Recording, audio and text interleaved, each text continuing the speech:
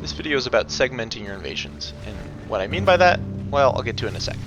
I was going to contest this area, but the gargoyle is already dead, so I'm just going to try to retake this gate here. I see they're using force, so I know I'm definitely not going to go out onto that bridge and try to fight them there.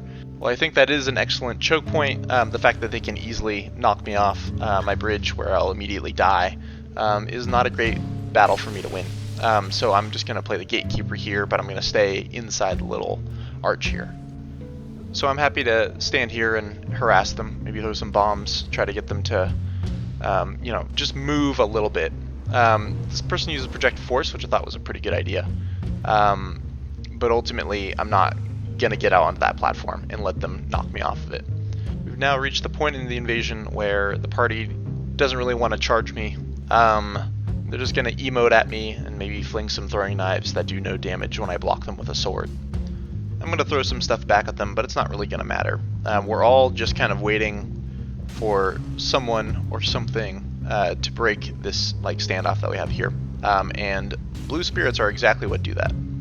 The blue spirit is just going to, book it as fast as possible over to where the party is, and they're just going to rush me because that's kind of just what blue spirits do. I get the mentality in that they're trying to make sure the host doesn't die before they can get there, but often it's just kind of recklessly chasing.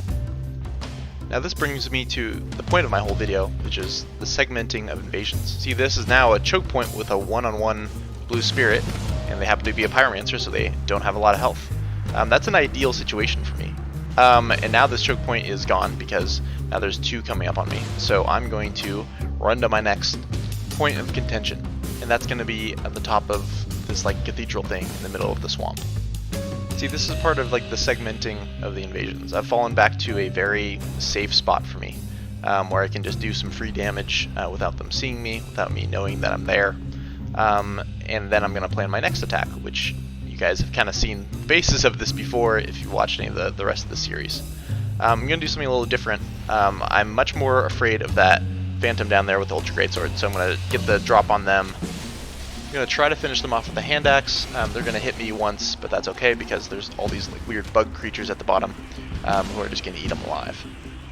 So with really just using some clever tricks within the level, now it's gone from a 3v1 down to a 1v1. And this host has some gimmicks. They're going to force trap me for a little while, but force doesn't actually do any damage, and they don't bother to swing at me, so don't really mind getting force trapped if it's just one other host.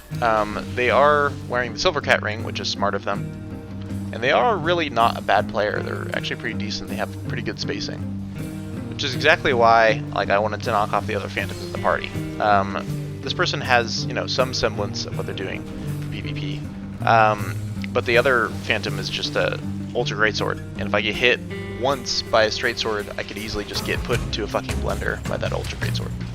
But now it's a very manageable 1v1 with some other mobs that are helping me out here. But that's all from me, guys. Thanks for watching. I'll see you in the next one.